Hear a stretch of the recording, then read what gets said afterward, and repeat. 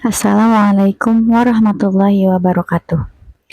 Alhamdulillahirrabbilalamin. Wassalatu wassalamu ala asrafil anbiya'i wal mursalin wa ala alihi washabihi ajma'in amma ba'du.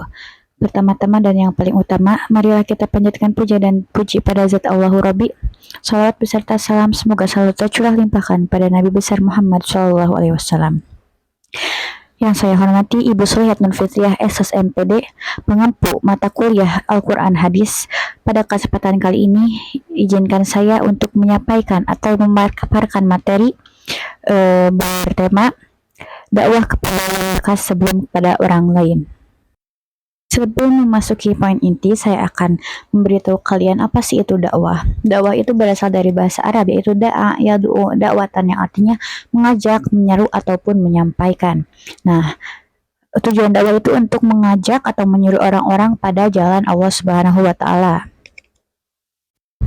Karena konteks yang saya sampaikan pada kesempatan kali ini adalah dakwah kepada yang terdekat, saya akan memaparkan alasan mengapa kita harus memulai dakwah kepada yang terdekat.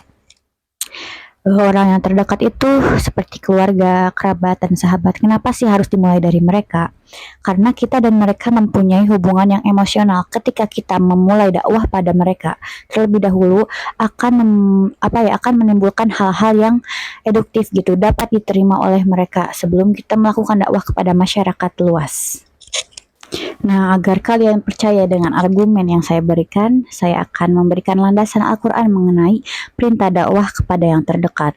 Allah Subhanahu wa Ta'ala berfirman dalam Surat Asy-Syu'ara ayat 26 yang berbunyi, A'udzu billahi minasyaitonir rajim. Bismillahirrahmanirrahim.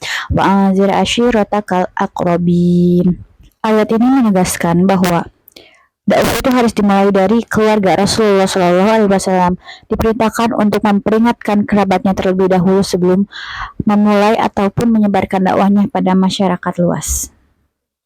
Oke, tidak hanya landasan Al-Quran saja loh, tetapi ada juga hadisnya mengenai dakwah kepada yang terdekat. Itu dimulai dari yang terdekat kepada orang lain. Ini enggak juga lebih pada yang terdekat, tapi ini lebih spesifik kepada diri sendiri ya. Saya akan bacakan hadisnya. Bismillahirrahmanirrahim. Ibda binafsika summa biman ta'ula. Yang artinya, mulailah dari dirimu sendiri, kemudian pada keluargamu. Kenapa sih harus dimulai dari diri sendiri? Kenapa enggak kita langsung share pada orang lain? Jawabannya yaitu, diri sendiri adalah pondasi utama dalam penyampaian suatu pesan. Akhlak yang mulia akan menjadi contoh pada orang lain. Ketika akhlak kita jelek, kita tidak bisa menjadi contoh pada orang lain. Kita tidak bisa menjadi teladan bagi orang lain. Karena diri sendiri kita belum baik, orang lain tidak akan bisa menerima pesan-pesan yang kita sampaikan. Demikian mungkin poin dari hadis tersebut. Nah, ada beberapa contoh dakwah kepada yang terdekat. Pertama, dari diri sendiri ya, karena seperti yang sudah saya bilang tadi, diri sendiri adalah pondasi utama sebelum menyampaikan pada orang lain. Lalu yang kedua, ada bentuk dakwah yang kepada yang terdekat tuh bisa dengan memberikan nasihat. Nah, memberikan nasihat ini jangan dengan bahasa yang tidak enak didengar ataupun bahasa yang tidak sopan, karena ketika kita menyampaikan nasihat tidak dengan bahasa yang sopan, itu tidak bisa diterima. Bukan tidak bisa, lebih tepatnya mereka tuh kadang susah menerima itu. Jadi sebisa mungkin kita menyampaikan nasihat dengan bahasa yang santun dan sopan tentunya.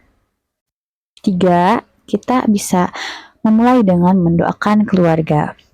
Kita ketika sudah kita menyampaikan nasihat, tetapi nasihat itu tidak didengar, nasihat itu hanya menjadi angin belaka, maka kita doakan dengan hati yang tulus, semoga Allah senantiasa memberikan hidayah kepada mereka. Nah, keempatnya kita bisa memulai suasana islami di rumah, seperti kita sholat berjamaah dengan adik, ngaji Quran bersama ketika selesai sholat maghrib, dan masih banyak lagi yang bisa terapkan